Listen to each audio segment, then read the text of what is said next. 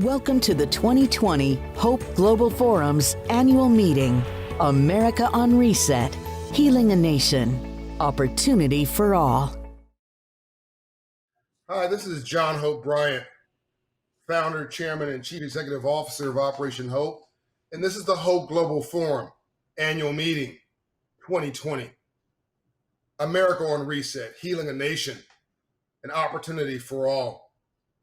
I'm talking to one of the members of the executive committee, the president of really the public-facing division, it's, I think, arguably the biggest part of the bank, 40,000 plus units of human capital who are leaned against providing tools and services for their client base throughout the country. His name is Aron Levine. He will get into his formal credentials himself with regard to unpacking his position. But let me say that in many ways, this is personal to me because Bank of America, the bank that Giannini built, the initial Italian immigrant who came here and in the disaster and tragedy of San Francisco and California in the early 20th century,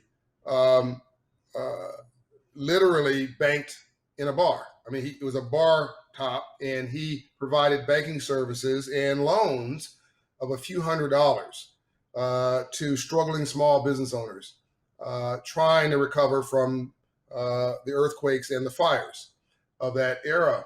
And that community-based bank morphed into one of the largest financial institutions in the world. It also created the first credit card. The first credit card came out of Bank of America. So much history. I believe, I could be wrong about this, I think First Interstate Bank came out of Bank of America, and several other institutions rolled out of Bank of America as it evolved. And I was taught my first financial literacy session in 1977 or 78. When I was 9 years old, I was taught financial literacy by a Bank of America banker, Aron, in Compton, California. It's in my new book, Up From Nothing. I tell the story of this banker who came into my classroom and taught me financial literacy. I asked, what do you do for a living and how'd you get rich legally? And he said, I'm a banker and I finance entrepreneurs. And I said, I don't know what an entrepreneur is. Unfortunately, no one taught me the word entrepreneur when I was growing up. It was a sin. No one had mentioned that word to me. I was 9 years old. I said, I don't know what it is, but if it's legal and you're financing them, I'm going to be one. And that's who I am today, to make a long story short. So I have a lot of, and of course, my first bank account was with Bank of America. As a result of that loyalty sort of followed through. I was concerned that Bank of America would lose some of that over as it got larger. And there were times in its history where I did feel like B of A lost its way. And I didn't feel good about the bank. I couldn't feel its soul. But that's changed. And I think your new CEO has had a lot to do with that. He doesn't show his emotions on his sleeve, but I think he shows his care through his actions. And it's changed with you, Aron. You're a strange bird to me because you're sort of normal. You're just sort of normal. I think I asked you, like, how'd you get normal? Like, who raised you? And your daughter, your daughter who I met is just a joy. And that you can tell a lot about a father through his children, and we sort of hit it off. And I'll say something that maybe makes you a little uncomfortable, but it's the truth. B of A and Operation Hope has had this relationship, and we appreciate it. But I think it's the personal relationship that you and I have had, and the trust and the confidence that you and I have had, that proves how important relationship capital is in the world. And I keep saying, if you hang around 9 broke people, you'll be the 10th. It wasn't just that Steve Jobs was brilliant, it's that Steve Jobs was adopted by an engineering family in Silicon Valley, and Wozniak's family was around the corner, and that relationship capital created the environment where they could create Apple. And while Operation Hope and B of A would always have a great relationship, I think it came alive because you and I connected, and we trust each other. And through that bridge, we're now doing, I think, some pretty cutting edge stuff. And I think I can vouch for the bank in a different way because I know you and I trust you. And that we got to get more people from the streets into the suites. That's my point. Yep. And before this pandemic hit, I'm gonna turn this over to you. You guys, you would call me like excited. I'm like, Aaron, calm down. You call me, "John, did you hear we just raised the minimum wage to a living wage?" And I actually didn't believe it when you first told me. I'm like, no, that can't be. And John, this is before the COVID, before the economic crisis, before the social justice reckoning. So tell me, Aaron, both not just what you're doing at the bank, but why you're doing it. Like, what's the soul in this, and why is this important to you? Like, what in your background makes you so thoughtful and appreciative? Well, John, obviously that's a wonderful introduction. So I'll appreciate. I'll take the normal as a high compliment. But certainly, my daughter is the star of the show. I agree with you on that. But so first, I'm really honored that you asked me to participate on such an important forum, and being connected with you and the Global Hope Forum is just an amazing opportunity. And so I really appreciate it, and certainly thrilled that you continue to be such a big supporter of the bank. And you'll be happy to know we do continue to provide that kind of education into our communities in a lot of different ways. So when you ask about our soul, I mean, what I'd say is the first and foremost, what our mission every day is how do we make the financial lives better for our clients and our communities? And I think what's unique about Bank of America, you mentioned Brian Moynihan, our CEO, he has a motto that talks about the power of the and, meaning how we can be a great contributor to responsibly grow for our shareholders and deliver for our communities and our clients and our associates. And it's that power of being both responsible for our shareholders and grow responsibly and deliver for our communities, I think is at the backbone of this company and the cornerstone of what we've been doing. And I've now been with the company my entire career, 27 years. I joined literally 2 weeks out of college, small Rhode Island-based bank. You might remember Fleet Bank, and 27 years later, we partner with them. So 27 years later, and I think why I'm still here and why I'm proud to wake up every day and be responsible for, as you said, 40,000 teammates who operate out of 4,300 financial centers around the country, as well as call centers. And we deliver banking and lending and investment solutions. But why every day I get excited is that we are delivering and making financial lives better. And you're talking about helping someone buy a new home. You're talking about someone saving for their kids' education and their own health. Aaron, back up for a minute. What is your total asset value that you manage over? And your official title is, because you just got a promotion, you're president of all consumer, basically. So I run one of the 8 lines. Yeah, sorry, John. So I run one of the 8 lines of business at Bank of America, our preferred line of business, which is part of consumer.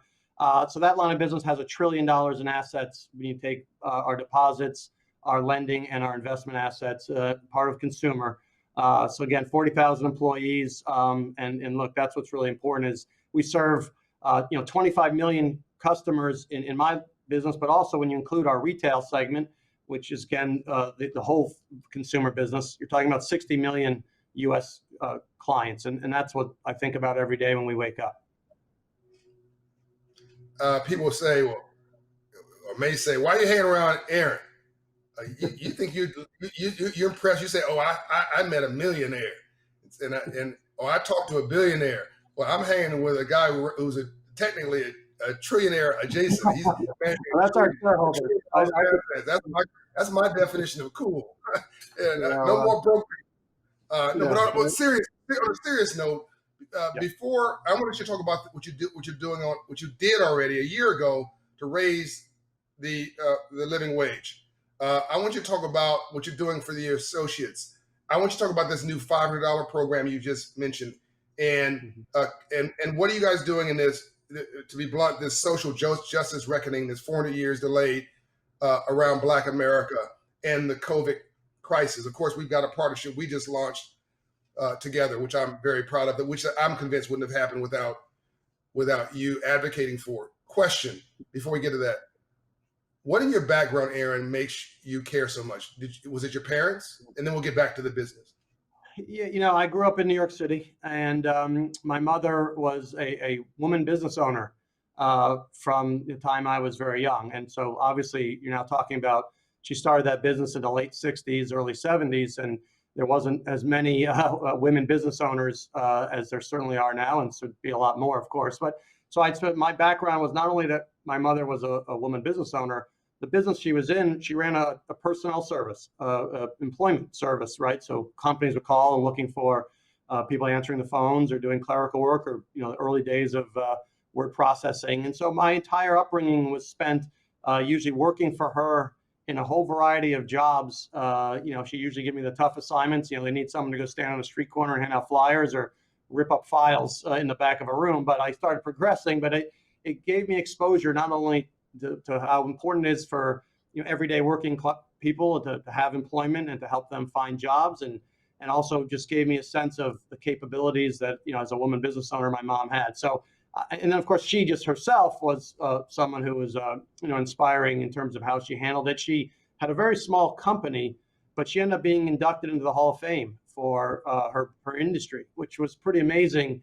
Again, given the size of her company relative to, but her impact was quite phenomenal. So I think with me, the idea of impact, and a woman, right? So all those things, I guess that's where I point to maybe what has turned me out to be relatively normal, as you say, but also passionate about helping other people and doing what I do to drive not only the bank's success, but how that success translates into our associates, into clients, into our communities. I've seen it from the day I was born, really, pretty much. So when you called me to tell me about moving people from a minimum wage to a living wage, and when you called, talked again at 9 o'clock, 10 o'clock at night about this pandemic and the social unrest that's going on in this country, deserved social protesting, I might add, you were frustrated. You were personally, it's hit you personally. Is that tied to how you grew up? Is that care? Is that where it came from? Because you saw your mother struggle? Yeah, I mean, look, you grew up on the Upper West Side of New York City, and anyone who remembers the Upper West Side back in the 70s and 80s, it was not a particularly beautiful neighborhood the way it is today. So I had a very diverse surroundings, if you would, and understood firsthand what it meant to struggle, and obviously was very exposed to a highly diverse group of friends and other people. So yeah, and then of course, you just see it every day, and this idea of social inequality is so infuriating in so many ways. You want everyone to have a level playing field and then compete together at a level playing field, and everyone should have the same opportunities that I certainly had.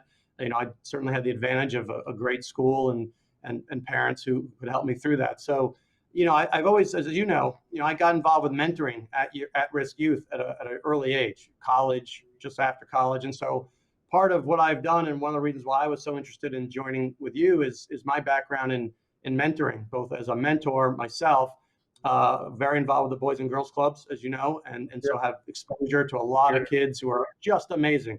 Talk about, you give someone an opportunity and what they can overcome and achieve. So I've seen it firsthand, John, for many years. And, again, what I love about being part of Bank of America and what I do is I get to really have an impact and actually do something. And I think the company is doing a great deal, as you mentioned. We announced in April of 2019. So remember, we had gone to $15 an hour. And then we went in April of 19, we announced $20 an hour. That's way before all of what we're talking about now. And what Brian did, which was even more amazing, is that was supposed to take 2 years to get us there. He accelerated it. So by the beginning of this year, yeah, $20, that we hit that by the beginning before COVID. So, it's really powerful. And you think about that and the kind of roles we can give people. But more importantly to me is not just the $20 an hour.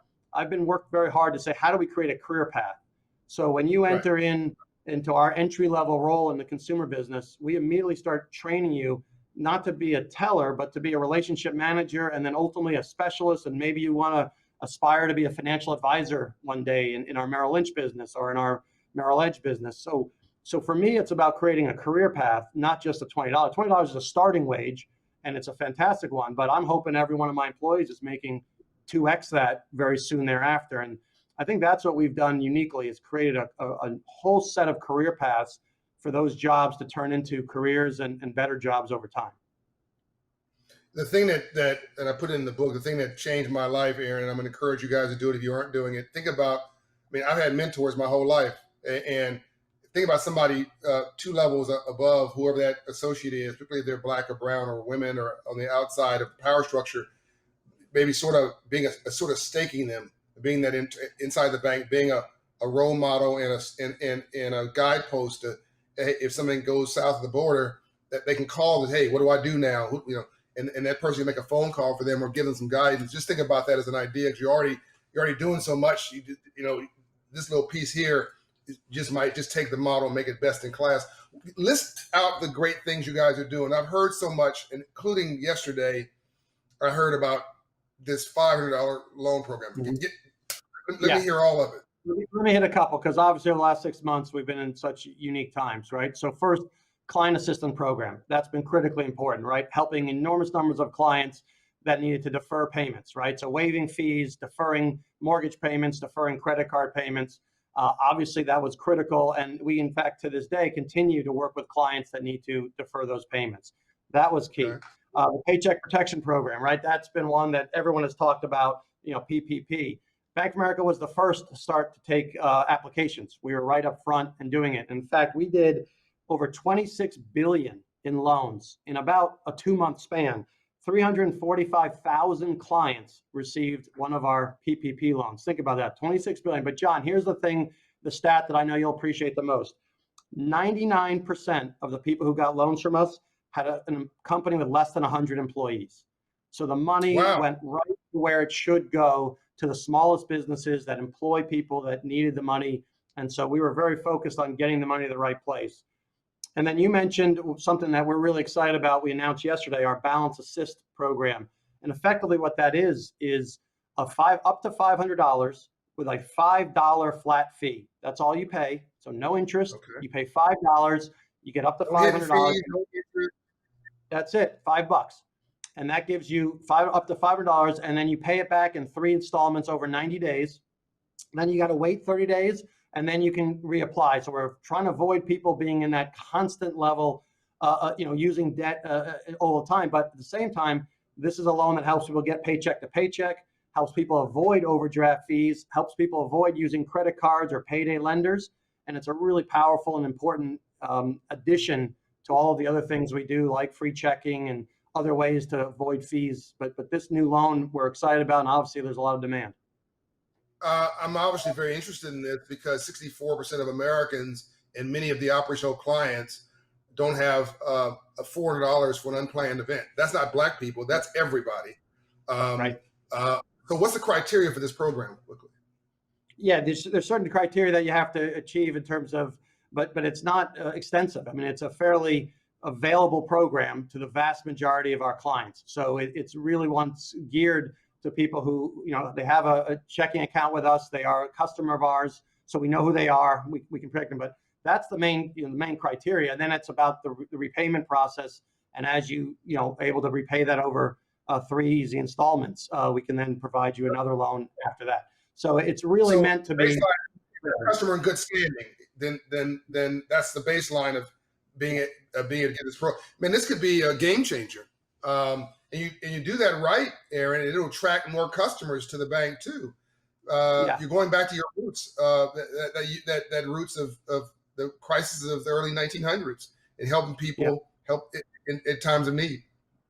Well, one of the things that's important, again, is you couple that with things like Better Money Habits, which is our education program, helping people to really understand how to leverage debt properly, your credit score, how to use this to improve your credit score, which is critically important, how to understand savings. Obviously, it couples with the work we're doing with you and Operation Hope and just around financial education. And I think that's, to me, what's so important is that we have to not only deliver financial opportunities and benefits like the $500, but much more important is our obligation to deliver education. And whether that's education on the most basic of financial terms or through our investment platform, we give people access to all kinds of information, whether it's ESG, if they're interested in companies' social governance scores, different ways of looking at companies and how they invest. So all across our platform, we're looking for ways to make education a key priority. And in fact, very proud, we just got voted best for education in our digital advice model, Merrill Guided Investing. So that's a really important, what we win and what I always try to win awards in is education and user experience and just being able to simplify things so that everyone can make smart decisions and really understand what they're getting into. We're running out this is great. We're running out of time as usual for a rich conversation, but I think you guys, I would like you to end with telling them what we're doing together Operation Hope and Bank of America in this new partnership, which again is because of our relationships, the way it started. Now it has to be on his own merit. But you also backed Khan Academy, didn't you? Yeah. Did Bank of America? Yeah, we were back. I mean, early. you guys are backing about education.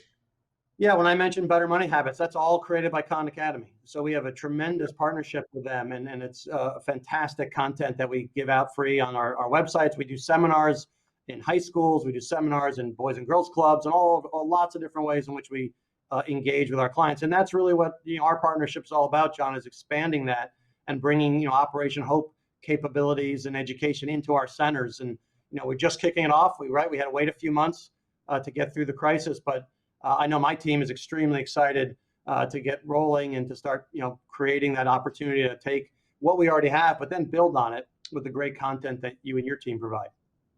So to be clear for the viewing audience, we will have a Hope Inside at Bank of America in a couple cities to start, and we will look at the data and the outcomes and track this very carefully, but we deliver. So I'm convinced that it'll be very successful, and I'm thankful to Bank of America for helping us scale what I think is an incredibly important part of our hometown, John, Atlanta, so where we both live. So Atlanta will be the first city. So that's where we're starting. Well, that's fantastic. I'll be the first customer to show up. I want to thank you. I want to thank you, Aron, and thank Bank of America for its leadership, and particularly at this time, that $20 an hour piece for an entry-level employee just touches me in my heart, man, because the average family has too much month at the end of their money. That $500 program touches me in my heart. People got too much month at the end of their money. It's by no fault of their own, right? This coronavirus is not people getting laid off, not because people are lazy. It's a global health pandemic, for God's sakes, and we need the free enterprise system to weigh in and lean in and share the wealth, so we all can come up from nothing. And you guys are doing your part, and our partnership, I think, is a great example of that. I want to also just I'm going to watch a video of some of the stuff you guys are up to, and I'm excited to see it myself.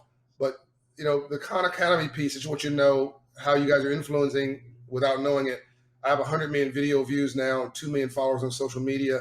We're standing up our own Operation Hope channel of our own sort of targeted content, becoming jokingly the Federal Reserve of the hood from data perspective. That was inspired by Khan Academy. Oh, so great. Amazing. Yeah. So thank. God bless you, Aron. And I understand now we're gonna watch a video of some of your initiatives. Fantastic, John. Thanks so much for having me. It's such an honor. I appreciate it. Thanks for all you do. My pleasure, Aron. Let's go do good together. All right. The racial and economic disparities that have long existed in this country have only been widened by the coronavirus and amplified by the most recent acts of injustice. People around the world are coming together with greater urgency to demand action. At Bank of America, we know we all have a role to play to overcome the very real consequences of systemic racism and inequity. This includes individuals, governments, nonprofits, and the private sector. Racial equality and economic opportunity are deeply connected.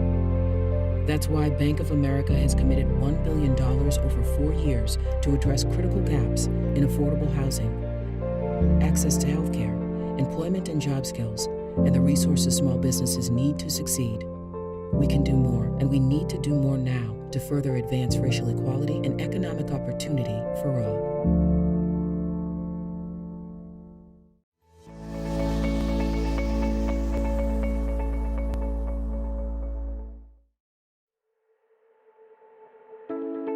Thank you for attending.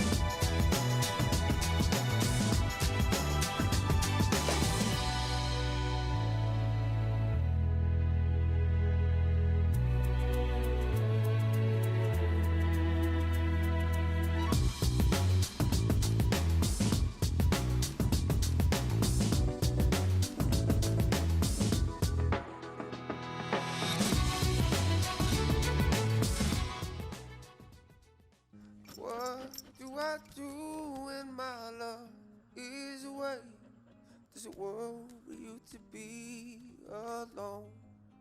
How do I feel at the end of the day? Are you sad cause you're on your own? I can't find a little help from my friends. Oh, I'm gonna try a little help from my friends.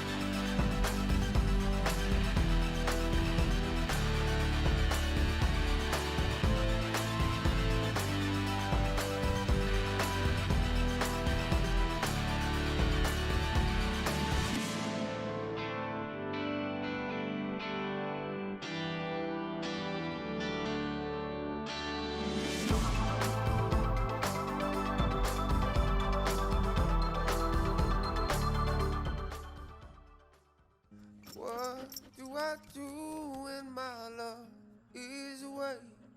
This world we used to be alone. How do I feel at the end of the day? Are you sad cause you're on your own? I can't find a little help from my friends. Oh, I'm gonna try a little help from my friends.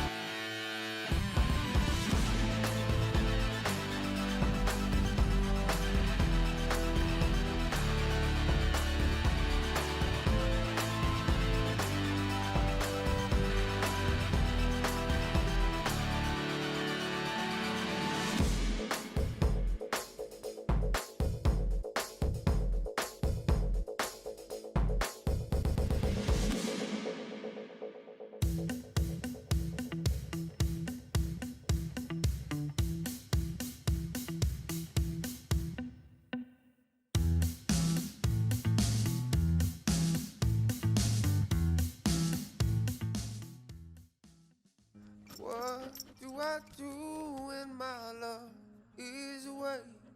This world we used to be alone. How do I feel at the end of the day? Are you sad cause you're on your own? I can't find a little help from my friends. Oh, I'm gonna try a little help from my friends.